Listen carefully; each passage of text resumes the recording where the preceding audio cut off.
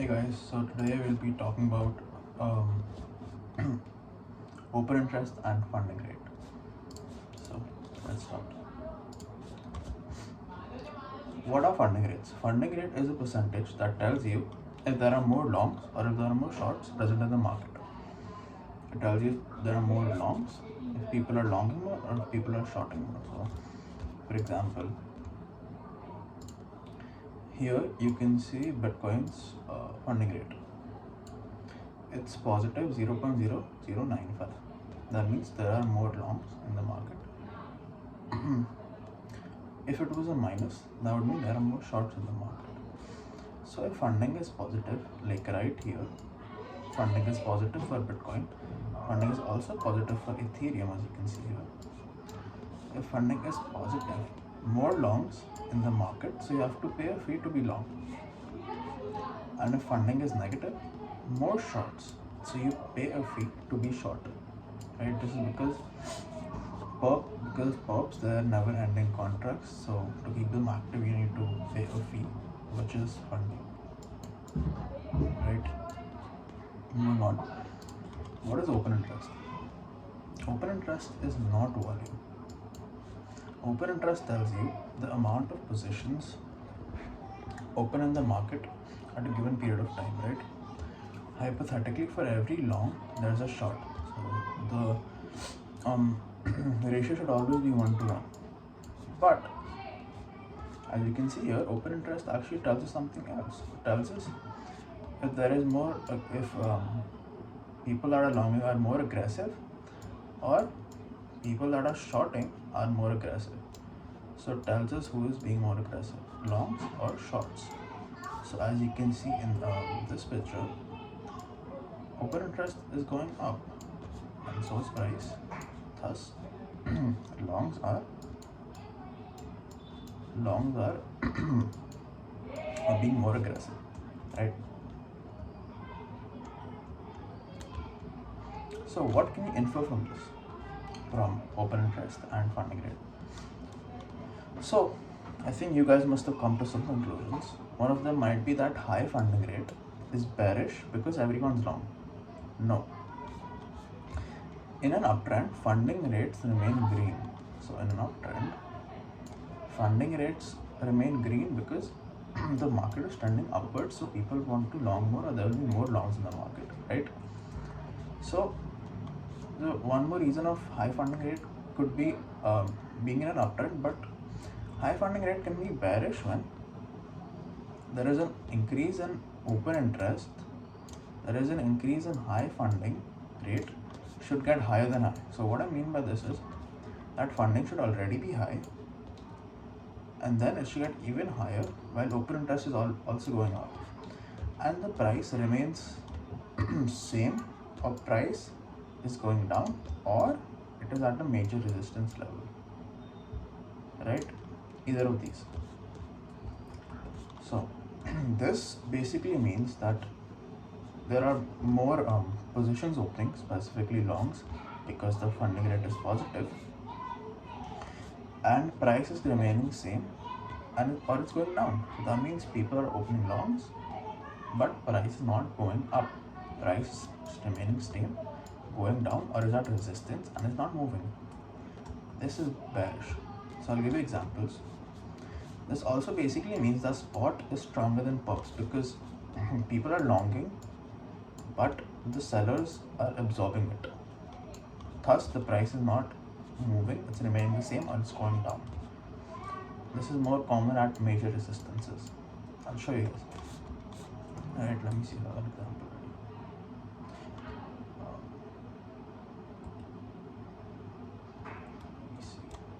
So here, open interest was going up clearly. Funding rate was already up a lot. As you guys can see, funding rate was already up in this move, and this is a key resistance level for Solana, a key resistance level. So now what happened was, funding is going even higher, right?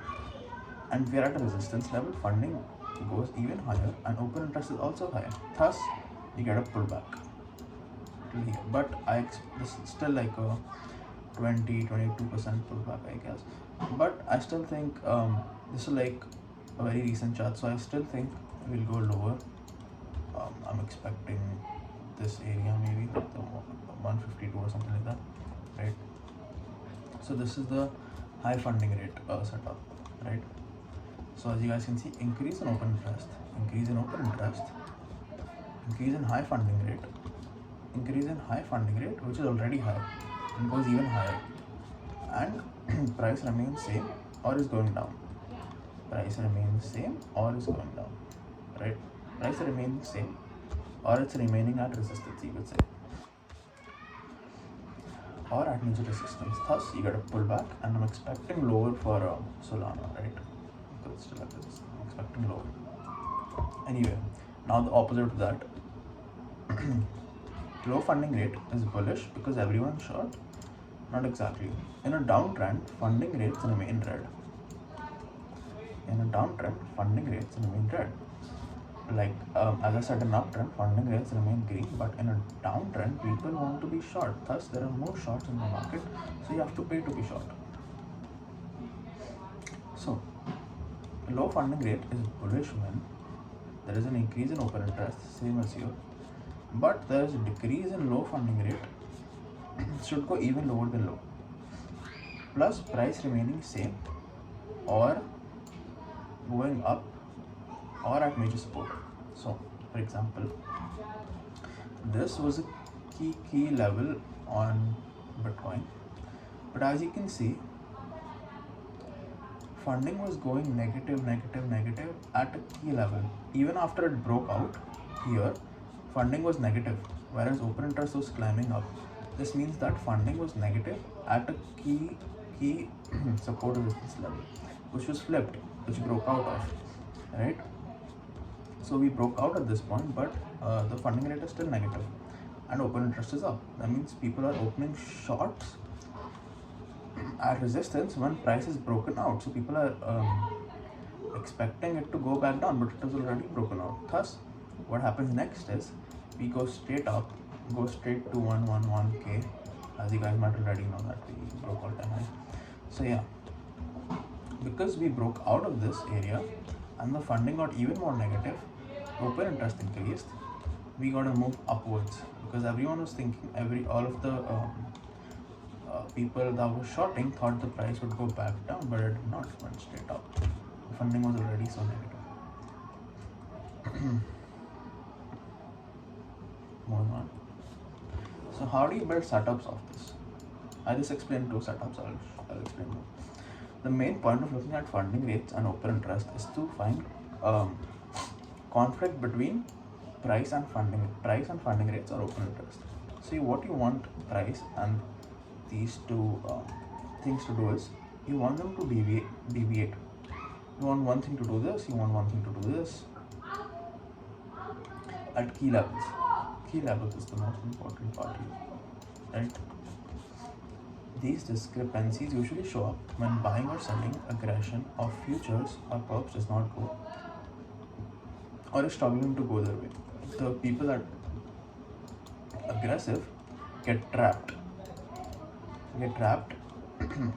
and it does not price does not go their way. So basically, price is at support and funding is negative, which means it's bullish. The main crux of this is that funding should get even more negative at support, but support should not break. So increase in even more than before negative funding while price staying same or going up. Right. Let me see that. If I have an example right here. As you guys can see here, funding got even negative as funding got even negative as price is going up. So you're like, wait, what? I'm ignoring open interest right now because it's like basically the same. Funding rate was getting negative. People thought this would break and we'd go lower, but what actually happened was we went from 120 straight to 172, which is a pretty good move, right?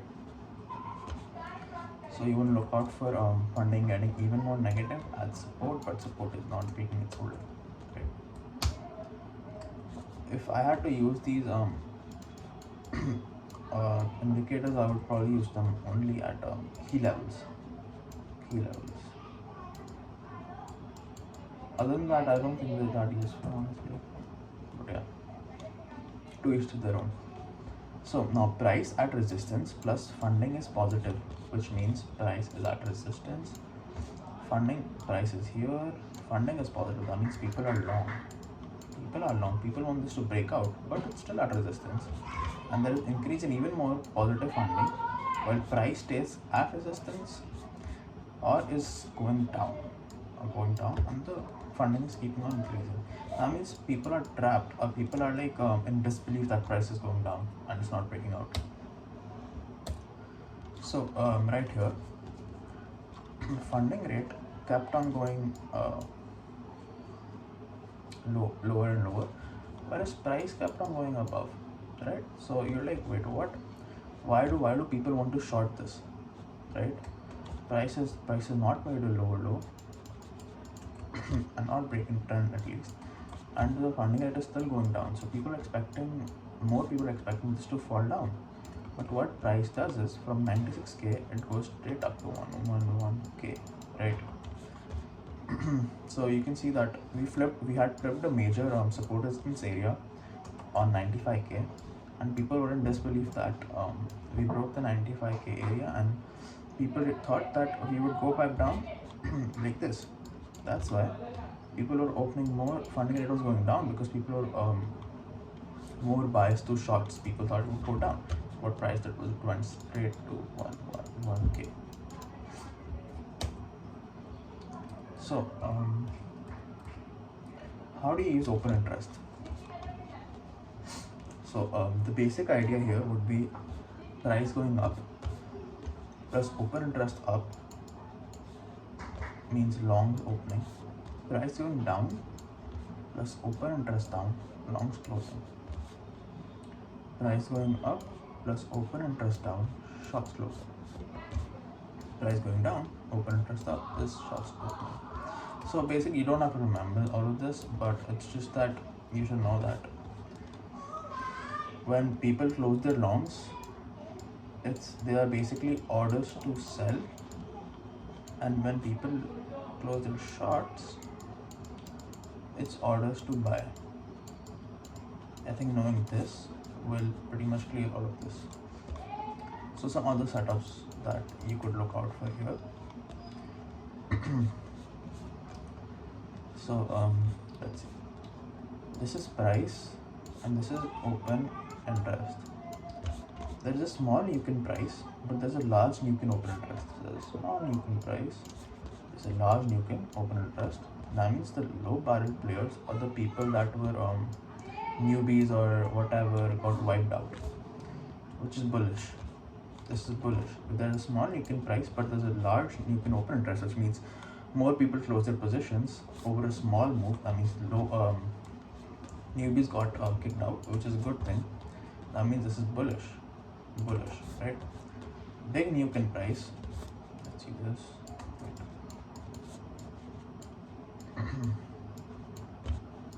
Big Newton price, whereas small Newton open interest. That means even though there was a big nuke, only so many positions closed. That means we have a lot more to go.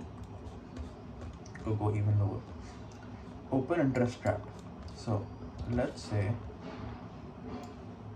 this is a resistance level. This is price. Price breaks out, then price falls back into this range. This is a deviation, right? Price. So open interest trap is basically price breakout of resistance, like here. And so we get fresh open interest, even the open interest increases, and then we fall back into this range, but open interest stays the same, it stays high only, it does not go back down, which basically tells us that there are a lot of trapped people here now that price is back into resistance. So this is like pretty obvious bearish, right? Because people are trapped. These are the setups that you want to look out for. These are the best and the most scaling setups, I'd say. Like one more example. I have a lot of examples here. Here you guys can see price is going up, right? This is the 90k region, I suppose. 90k, a very good area, a very psychological area for Bitcoin to hard break then. So it broke that area, right, with ease. As you guys can see, as price went up, funding rate began to fucking go lower and lower. Like this is like insanely lower, right? Here funding rate kept on going lower while price was going up, and also open interest was adding up. So this basically told us that a lot of people are shorting this move, a lot of people are opening shorts, but price is going up because price does not care. Thus this resulted in a move to, you guys already know, 101. Okay, right. Moving on to the next example. So basically all I'm doing is looking for conflicts between price. So it's basically price versus open interest plus funding rate, right? This is all that there is. Again, here we have the Solana chart. Here we have a key resistance area. Funding kept on increasing in this area as people thought we would reclaim this and break out. But what ended up happening was funding rate went up, people were very long biased, so did open interest, it went up. But price stayed near resistance here, and thus we went back down, right? So that's it guys, thanks for watching.